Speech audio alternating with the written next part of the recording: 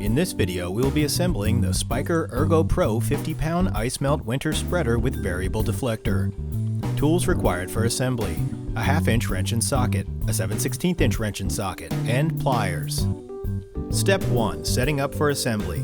After removing all the parts from the box, place the pre-assembled hopper upside down in your work area as shown, and use scissors or wire cutters to snip the zip ties on the product. Step 2. Installing the drive wheel. First, add 2 washers to the wheel axle, and then slide on the tire with the hub extension facing inwards. Lock the wheel in place with the clevis pin and the cotter ring. This wheel will drive the spinner. Step 3. Installing the idle wheel.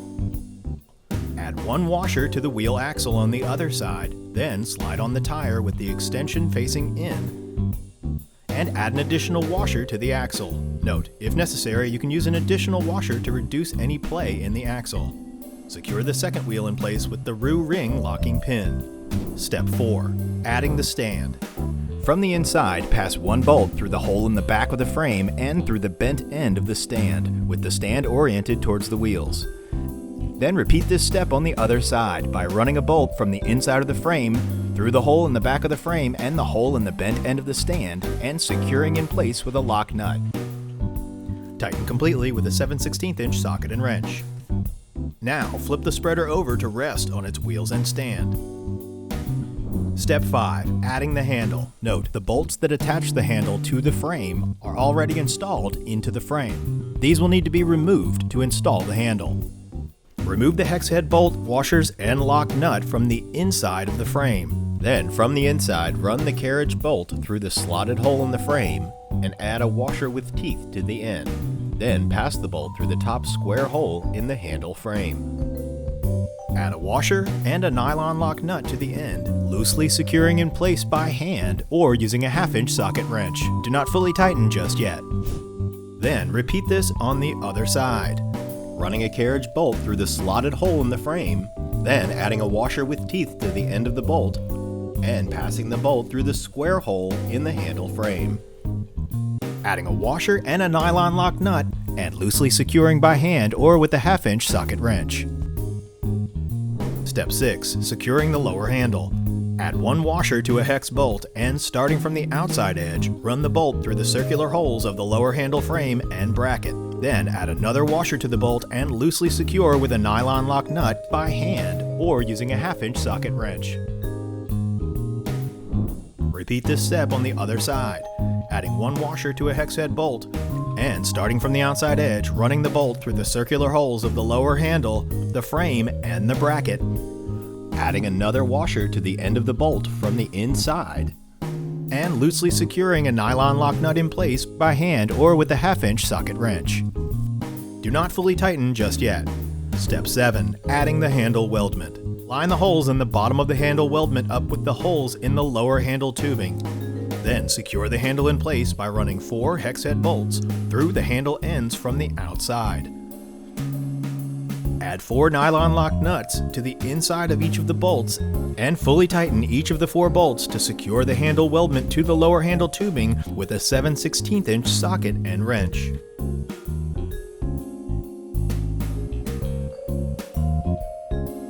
The upper and lower handles should be firmly attached to each other before the next step, where we will be setting the handle height.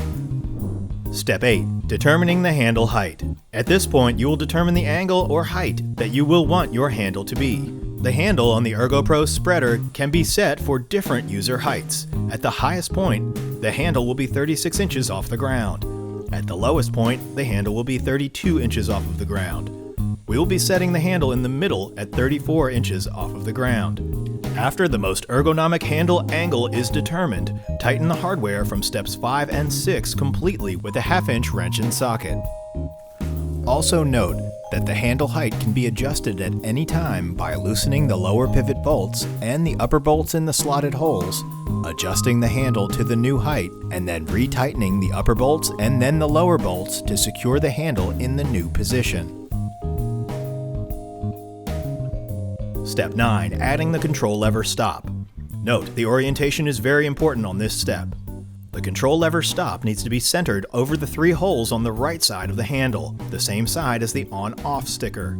The lip of the control lever stop needs to be pointed out and away from the handle tubing. Leave the center hole open and run 2 hex head bolts through the outer holes of the handle weldment. The bolts should also pass through the control lever stop. After adding 2 1/4-inch washers to the end, add 2 nylon lock nuts onto the ends of the bolts. Verify the control stop lever is centered before tightening the nuts completely, securing everything in place. Step 10. Adding the linkage bar. Note, the orientation is very important on this step. Slide the linkage into the linkage assembly from the side, from left to right at a low angle, then lift it up towards the handle. Step 11. Adding the linkage guide plate. Note, orientation is very important on this step. Use the lower circular hole of the linkage guide and add it to the linkage bar. Slide the guide down the linkage and under the lower handle. Then align the top hole of the guide with the hole in the lower handle. Step 12.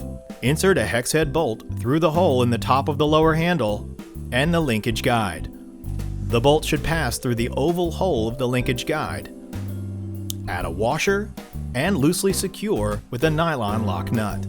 Do not fully tighten just yet. Step 13. Adding the control lever.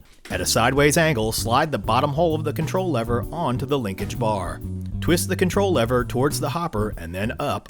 Rotate the lever forward into the on position, aligning the center hole of the lever with the center hole in the handle. Then, pass a hex head bolt through all 3 pieces. Add the nylon flange bushing to the bolt, and push the extended notch of the nylon flange bushing into the center hole of the assembled control lever. Add the control lever spring to the rest of the exposed bolt, and loosely keep the parts in place by adding a nylon washer and a nylon lock nut. Do not fully tighten just yet. Step 14. Checking the rate gate. Ensure the rate gate closes completely when the gate control lever is pulled back and locked into place. Step 15. Rate gate adjustment. If the gate is closed, skip ahead to step 16. If the gate does not close, follow these steps. After ensuring the hopper is empty, turn the Spyker dial to number 9. Remove the spring tension on the gate control lever by moving it to the open position. Then loosen the 2 bolts that attach the control lever stop and slide the control lever stop forwards very slightly and then retighten the bolts. Move the gate control lever to closed and reevaluate the rate gate. If the rate gate is still open, repeat these steps until the gate closes. Step 16. Tightening the bolts. Secure the linkage guide in place by tightening the bolt that goes through the lower handle. The center bolt that runs through the control lever needs to be tightened enough to keep the lever secure but also free enough to function. Step 17. Adding the screen and cover. Finally, place the screen down inside the hopper and attach the hopper cover by hooking it around the rim of the hopper and pulling it into place with the pull tab. For questions, call Spyker Customer Service at 1-800-972-6130 or email customerservice@spyker.com. Spyker, go with the pros.